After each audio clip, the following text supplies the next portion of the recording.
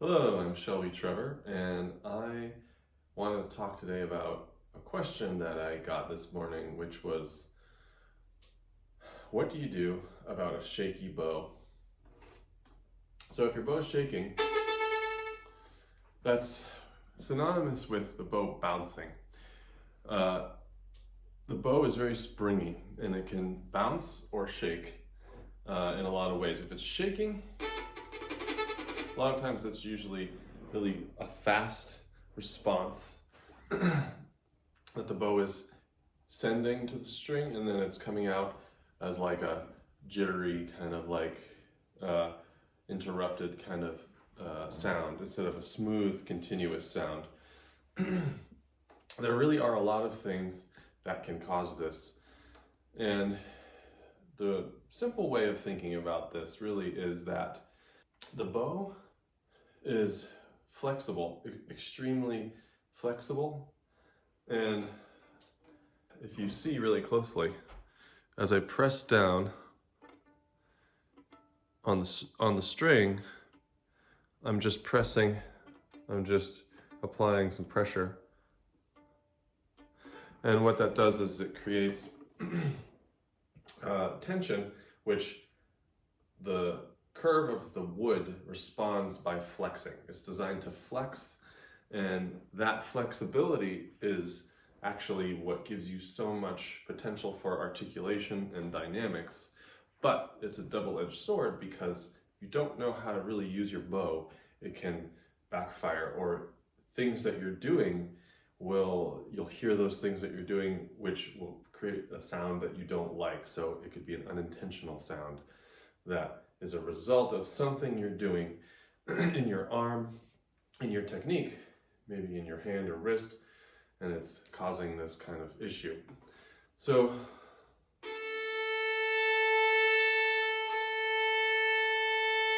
the goal is to have a smooth sound and to have control over the sound.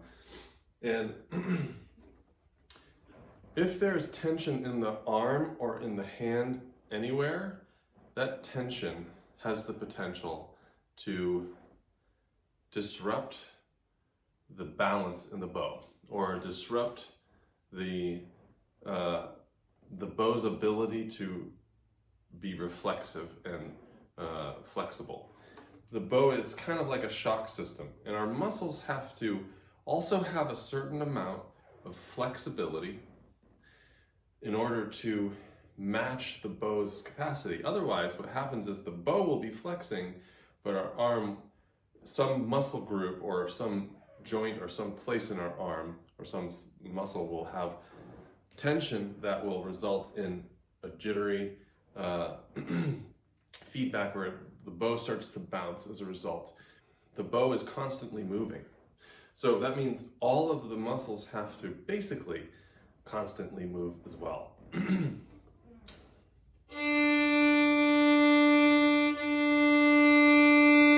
So my arm is going out on a down bow, and all of the muscle groups have to work together. So it's gently extending and expanding out this way and then coming back. So my elbow has to move, or I have to allow movement in the elbow to go out this way, and I have to allow it to come back. Same with the wrist. I have to be able to allow a certain amount of counterweight to the bow in the wrist, in the fingers, and the thumb. And one of the things that's most likely causing the bow to bounce is the fact that the bow has a balance point, and when you play past that balance point, as the bow moves along the string, there's a shift in the weight from the weight being balanced over this side of the bow, or once I go past the balance point, we're about there, now all the weight has shifted because I'm past the balance point. So now all the weight is going to be on this side of the bow, on the frog side. So right about here is where the balance point is. So you want to train yourself to feel when the bow is perfectly balanced and your hand has to do the least amount of balancing with the fingers and the hand. and the thumb, and the wrist. So right about here is where I switch from supinating, or turning the balance of the hand towards the ring finger and the pinky finger, shifting that to pronating, where I shift the balance to the index finger. And this happens at the balance point. So my weight is shifted towards the ring finger and the pinky finger. And then once I go to the balance point, it's pretty evenly distributed between all the fingers. And then when I go past the balance point, I gradually pronate. So the concept of constant motion is reflected in the bow hand by being balanced towards the ring finger and the pinky, to being equally distributed to being balanced towards the index finger. That's supinating and pronating.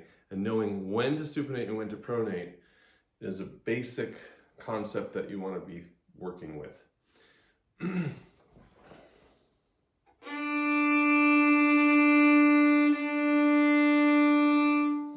So make sure your elbow is free and it's making gestures that are free and loose, and there's no tension in your arm anywhere. If the elbow is locked, if the wrist is locked, if the shoulder is locked somewhere, or in the armpit, or in the hand somewhere, you'll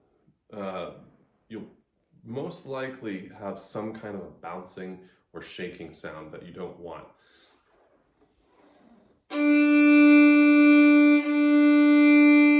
Hope you found this helpful, and I'll see you next time for more helpful advice from Shelby Drover Violin Studio.